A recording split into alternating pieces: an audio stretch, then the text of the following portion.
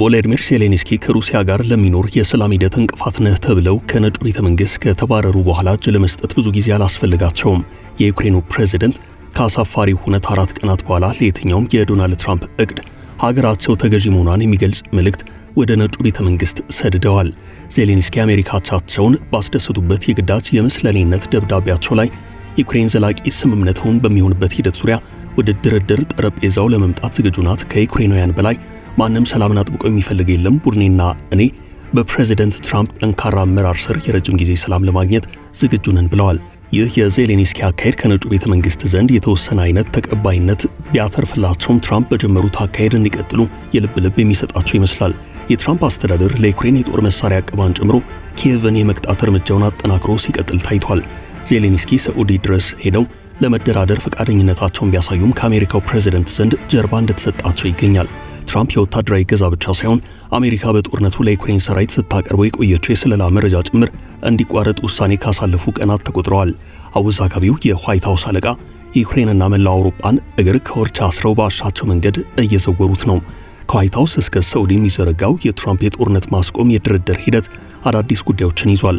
ደም አፋሳሹን ተራዛሚ ግጭት ከማስቆም ባለፈ ሩሲያ ዳግም ጥቃት በዩክሬን ላይ እንዳትከፍት የሚያስችል መላ እየተመታበት እንዳለም ለማወቅ ተችሏል። በጉዳዩ ዙሪያ ብዙ የምናጋራችሁ መረጃ ይኖራል። አብራችሁን ቆዩ።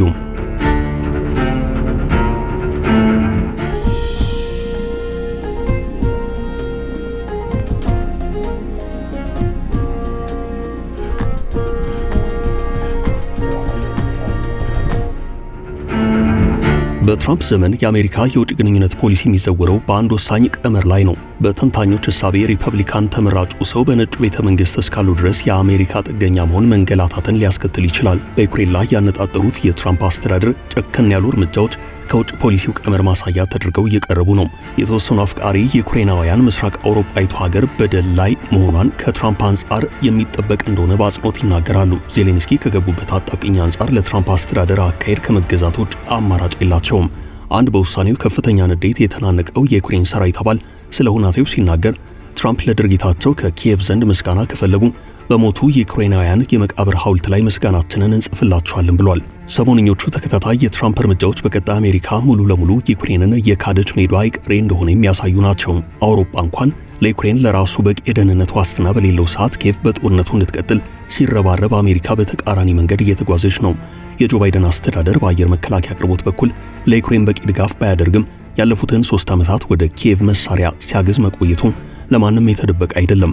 አሁን ታዲያ የመሳሪያ ድጋፉም ሆነ የአሜሪካ የስለላ መረጃ አቅርቦት ጭምር ከመቼውም ጊዜ በላይ አስፈላጊ በሆነበት ሰዓት መቋረጡ ለዩክሬን ነገሮችን አክብዶባታል። የመረጃ አቅርቦት ድጋፍ መቋረጥ በትንሹ የሩሲያን እንቅስቃሴ ቀድሞ ለማወቅ ከመቸገር አንስቶ ዩክሬን የረጅም ርቀት ጥቃቶችን መፈጸም እንዳትችል አግዷታል። የኔቶ የስለላ መረጃ ድጋፎች ለጊዜው ባሉበት ቢቀጥሉም የአሜሪካንን እገዛ መተካት የማይቻል ነው። ዩክሬን በወታደራዊ ጥምረቱ የመረጃ እገዛ የጥቃት ኢላማ ማድረግ የምትችለው የነዳጅ ማውጫ አይነት ግዙፍና ቋሚ ኢላማዎችን ብቻ ነው። በአንጻሩ ተንቀሳቃሽ የአየር መከላከያ ስርዓት አይነት ቋሚ መገኛ የሌላቸውን ኢላማዎች የማነፍነፍና የማውደም አቅሟ ይሰለባል ማለት ነው። ይሁንና ግን ትራምፕ አካሄዳቸው ለሰላም የሚበጅ መሆኑን በመግለጽ ባገኙት አጋጣሚ ሁሉ የነገሩን ትክክለኝነት እያስረዱ ነው። ፕሬዝደንቱ እንደ ባይደን አስተዳደር ሁሉ ኒውክሌር ከታጠቀች ሩሲያ ጋር የሚደረግ የእጅ አዙር ፍልሚያ አሜሪካንን ወደ 3ኛው የዓለም ጦርነት ጎትቶ ሊከታት እንደሚችል ያምናሉ። ጦርነቱን በስምምነት በማቆም በማዕድን ማውጣት መዋለ ንዋይ አማካይነት ለዩክሬን የደህንነት ዋስትና ማቅረብ እንደሚችሉ ይናገራሉ።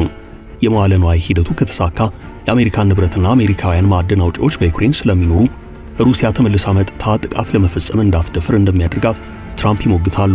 ፕሬዝደንቱ በተንታኞች ዘንድ እጅና እግሩ የማይለይ የተባለውን ይህን እቅዳቸውን ምጡቅ ሐሳብ ሲሉ በመጥራት ሲያዳንቁ ተሰምተዋል። በምዕራባውያን ተንታኞች እሳቤ ግን እቅዱ ገና ከመነሻው ዝብርቅርቅ ያለ እንደሆነ ነው እየተነገረ ያለው።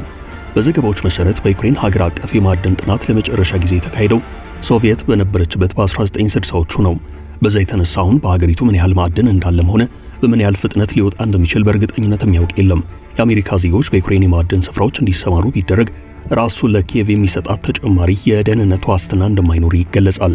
ሩሲያ ለማዕድን ስፍራዎች ባለቤትነትና ለአሜሪካውያን ግለሰቦች የደህንነት ዋስትና በመስጠት ጥቃት መክፈት የሚያስችላት እድል አለ። ሌላው ቀርቶ ሩሲያ በቀጣይ የባልቲክ ሀገራትን በዋነኝነት ሌሎች የአውሮፓ ሀገራትን እንዳታጠቃም ከፍተኛ ስጋት አለ። አብዛኞቹ የምዕራቡ ዓለም ተንታኞች የትራምፕ አካሄድ ፎርሽና የምዕራቡን ዓለም ከምንጊዜውም በላይ ወደ ሶስተኛው የዓለም ጦርነት የሚያቃርበው ነው እያሉ ይገኛሉ። ትራምፕ በአንጻሩ ቭላዲሚር ፑቲን ለእርሳቸው ትልቅ ክብር እንዳላቸው በመግለጽ በጦርነቱ ስምምነት ላይ ከተደረሰ ሩሲያ ዳግም ጥቃት አትከፍትም ይላሉ። በሌላ በኩል ትራምፕ ዩክሬን ያን ያህል ዋጋ ሊከፈልላት የማይገባ መሆኗን የሚያምኑና በኦቫል ኦፊስ በዜሌንስኪ ላይ ያድርጉት ተግባር ያንን የሚያረጋግጥ እንደሆነ ይገልጻሉ። ፑቲን ትራምፕን አክብረው ከዳግም ጥቃት ታቀቡ ቢባል እንኳን ከ2029 በኋላ ሊኖር የሚችለው ነገር የተንታኞቹ ተጨማሪ መከራከሪያ ነጥብ ነው። እነዚህ ሁሉ ነገሮች ዜሌንስኪ ለሀገራቸው አስተማማኝ የደህንነት ዋስትና ሊቀርብላት እንደሚገባ ሲናገሩ መቆየታቸው አሳማኝ እንደነበር የሚያረጋግጥ ነው።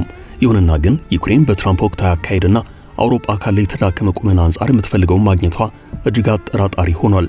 ዜሌንስኪ በአንጻሩ የሚጨበጥ ነገር በሌለበት የሀገራቸው ማዕድን የባለቤትነት ድርሻ ለአሜሪካ አሳልፈው ለመስጠት ስምምነት ሊፈራረሙ ይችላሉ።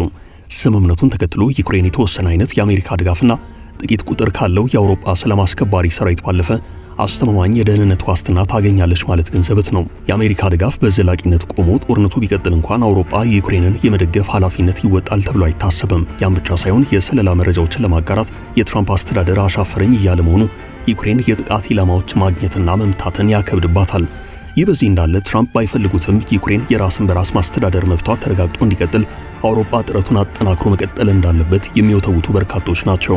በአውሮፓ ባንኮች ያለውን የታገደ የሩሲያ ሀብት ለዩክሬን አሳልፎ በመስጠት ጦርነቱ እንዲቀጥል የማድረግ አማራጭ ሊታሰብበት እንደሚገባም ተንታኞች ይናገራሉ። ዩክሬን በራሷ የመሳሪያ ኩባንያዎች አቅም ወታደራዊ ፍላጎቷን በተወሰነ መጠን እንድታሟላ ድጋፍ ማድረግ የሚለውም በአማራጭነት የቀረበ ነው። ያን ብቻ ሳይሆን የአውሮፓን የመሳሪያ ማምረት አቅም ማሳደግ ብሎም ከአሜሪካ ጋር ተደራድሮ መሳሪያዎችን ሸምቶ ለዩክሬን ማቅረብ የሚሉ ምክረ ሐሳቦችም ቀርበዋል። ይሁንና በዚህ ሁሉ ሂደት ውስጥ የትራምፕ አስተዳደር አሜሪካ ምንም አይነት ሚና እንዲኖራት የሚፈልግ አይደለም። የአሜሪካ ብሔራዊ ደህንነት አማካሪ ማይክ ዋልትዝ ከሰሞኑ ሀገራቸው ከዩክሬን ጋር ያላትን ወታደራዊ ግንኙነት በማቆምና ነገሮችን በመፈተሽ ሂደት ላይ መሆኗን ተናግረዋል። ሰሞንኛው የዜሌንስኪ የታዛዥነት መልእክት መልካም መሆኑን የጠቀሱት ባለስልጣኑ በቀጣይ በሚኖሩ መሻሻሎች መሰረት የተወሰኑት እገዳዎች ሊነሱ ይችላሉ ብለዋል። የዋልትዝ ማብራሪያ ለዜሌንስኪ ተስፋ ያለው ቢመስልም በምዕራባውያን ተንታኞች ዘንድ በዩክሬን ጉዳይ በትራምፕ ላይ መተማመን አክሳሪ እንደሆነ እየተነገረ ነው።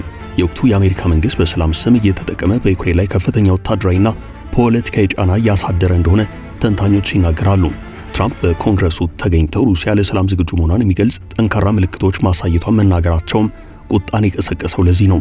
ፕሬዚደንቱ በጦርነቱ ተጎጂ የሆነችው ዩክሬን ላይ ከፍተኛ ጫና እያደረጉ ጠባጫሪያን ሩሲያን ችላ ብለዋታል በሚል ይነቀፋሉ። ይሁንና ዩክሬንም ሆነች አጋሮቹ አውሮፓውያን የትራምፕ አካሄድ ከዳር ሆኖ በጥርጣሬ ከመመልከት ውጭ አማራጭ እንደሌላቸው የሚናገሩ በርካቶች ናቸው። አሜሪካ ይዛ የቆየችውን የአውሮፓ ደህንነት የማስጠበቅ አካሄድ ወደ ጎን ማለቷን በተመለከተ የአውሮፓ አህጉር ነገሮችን አደባብሶ የማለፍ ነገር እየታየበት ነው። በአሜሪካ ዘንድ በአውሮፓ ላይ ታሪፍ ከመጣል አንስቶ ቀኝ ዘመም የፖለቲካ ኃይላትን የመደገፍ አካሄድ መታየቱ በትራምፕ ላይ ያለው ጥርጣሬ ይበልጥ እየጎላ እንዲሄድ ከማድረግ ውጭ ለዩክሬንና አውሮፓ ተጨባጭ መፍትሄ ያለው አይመስልም። ልንቀበለው ይገባል፣ አዲስ ዘመን ውስጥ እየገባን ነው የሚለው የኢማኑኤል ማክሮን ንግግር ወቅታዊውን ሁናቴ በሚገባ የሚያሳይ ነው። የፈረንሳይ ፕሬዝዳንት የአውሮፓ ሀገራትን ለመጠበቅ የኒውክሌር አማራጭን የሚመለከቱ ውይይቶችና ክርክሮች መጀመር እንዳለባቸው ተናግረዋል። የእንግሊዙ ጠቅላይ ሚኒስትር በአንጻሩ አሜሪካንን እምነት የማይጣልባት ሀገር አድርጎ የመመልከት አዝማሚያ ተገቢ አይደለም ብለዋል። ኬር ስታርመር በወቅታዊ የዩክሬን ሁናቴ ዙሪያ የሚታየውን መራራቅ ለማቀራረብ ከትራምፕ ጋር ተደጋጋሚ ንግግር ለማድረግ ሲሞክሩ ሰንብተዋል። አንዳንድ ተንታኞች ታዲያ በዩክሬን ዘላቂ ሰላም የማስፈን ሂደት አውሮፓ ለኪየቭ ሊያቀርብ ከሚችለው የደህንነት ዋስትና ጋር በቀጥታ እንደሚያያዝ እየገለጹ ነው። በተንታኞች እሳቤ ተኩስ አቁሙ ላይ ቢደረስም ሩሲያ ራሷን አስታጥቃ በዩክሬን ላይ ዳግም መዝመቷ ግን አይቀሬ ነው። የአውሮፓ ግዙፍ ወታደራዊ ኃይላት የሚባሉት ብሪታንያና ፈረንሳይ በጉዳዩ ዙሪያ ከረር ያለ ምላሽ ለመስጠት ምክክር ጠርተው የነበረ ቢሆንም አልተሳካም። በጉባኤው ላይ የአንድ ወር የተኩስ አቁም ጥሪ እንዲደረግ ከፈረንሳይ ሐሳብ ሲቀርብ የእንግሊዝ ልዑካን ድንጋጤ ውስጥ ገብተው ታይተዋል። የአውሮፓ ሀገራት ምክክር በመርህ ደረጃ የረዘመ ነገር ግን ዝርዝር ነገሮችን የማይዳሰስና ምንም አይነት ተጨባጭ ቃል ኪዳን ያልተገኘበት ፍሬቢስ መድረክ ሆኖ ይታያል። በየጉባኤው መጠናቀቂያ ላይ በድፍኑ የዩክሬን እገዛ እንዲቀጥል፣ በአንጻሩ በሩሲያ ላይ የሚደረገው ምጣኔ ሀብታዊ ጫና እንዲጨምር ከስምምነት መደረሱ ይነገራል። የዩክሬን ሉዓላዊነትን ከሚደግፉ የተለመዱ አይነት ገለጻዎችና በዩክሬን የአውሮፓ ኃይል ሊሰማራ እንደሚችል ከሚናገር ሀተታ ውጭ ውል ያለው ነገር ላይ ሳይደረስ ቀርቷል። የአሜሪካ ጠንካራ ድጋፍ ከጀርባ ባለበት ሁናቴ የአውሮፓ ሰላም አስከባሪ ኃይል በዩክሬን እንዲሰማራ የተያዘውም እቅድ ቢሆን ትራምፕን አላስማማም። በሌላ በኩል ግን አዲሱን የጀርመን አስተዳደር ጨምሮ አውሮፓ የመከላከያ በጀቱን ለማሳደግ የድንገተኛ ሩጫ ውስጥ ይገኛል። የሃንጋሪው መሪ ቪክተር ኦርባን አይነት የትራምፕ ሐሳብ አቀንቃኞች በሚቀርቡ እቅዶች ላይ እንቅፋት እንዳይሆኑ የማግባባት ሥራ ሲከወን ሰንብቷል። በአጠቃላይ ሲታይ ግን ለወቅታዊ ደህንነት ተግዳሮቶች አውሮፓ እየሰጠ ያለው ምላሽ ከፍተኛ ውጥረት የሚታይበት ነው። ትራምፕ አውዳሚው ጦርነት እንዲቆም ለማድረግና እቅዳቸውን ለማሳካት እየጣሩ ነው።